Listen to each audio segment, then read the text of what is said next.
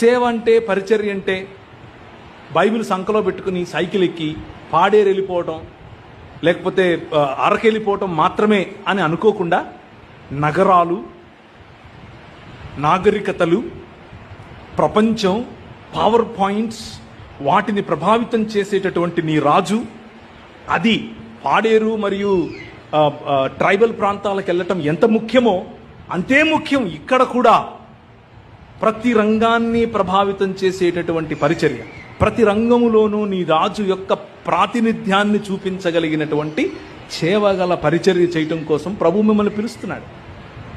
ఈ సంఘం పట్ల ఒక ప్రత్యేకమైన హృదయంతో మిమ్మల్ని, ముఖ్యంగా యువకులను, యువతులను పిలుస్తున్నాడు.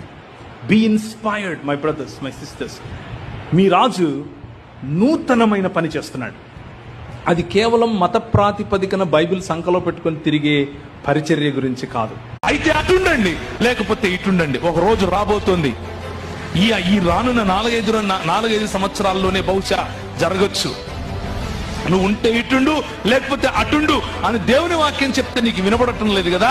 పాలకులు చెప్తారు, పాలకుల చేత ప్రభు చెప్పిస్తాడు. పాలకుల చేత ప్రభు చెప్పించినప్పుడు ఓరి గగ్గోలు పెడుదురు గాని అప్పుడు తెలుస్తుంది నిజమైనటువంటి క్రైస్తవుడెవరు, నిజమైనటువంటి క్రైస్తవుడెవరు కాదు అని. భారతదేశంలో ఉన్నటువంటి ధర్మము 4 పాదముల మీద నడవాలి అని ఏదైతే చెప్పారో ఆ 4 పాదములు ఏవో కావు. 1 బ్రాహ్మణుడు, 2 క్షత్రియుడు, 3 శూద్రుడు, వైశ్యుడు, శూద్రుడు. ఈ 4 పాదాల మీద నిలబడి ఉండటమే ధర్మం. అదే సనాతనం. సనాతనానికి, కుల వ్యవస్థకు వేరు వేరు అర్థాలు లేవు, 2 ఒకటే. ఆ స్ట్రక్చర్ అఖిలాండ కోటి బ్రహ్మాండ నాయకుడు అని పిలువబడినటువంటి దేవుని శరీరముగా ఈ 4 చెబితే, ఈ 4లోనూ ఈ 4 కులాలలోనూ లేకపోతే వర్గాలలోనూ లేని ప్రజలు దేవునికి బయట చెప్పుల వంటి వారు, లేకపోతే అంటరాని వారు, లేకపోతే మ్లేచ్చులు, దాసులు, దస్యులు, రాక్షసులు, అసురులు అని పిలువబడినటువంటి వారు.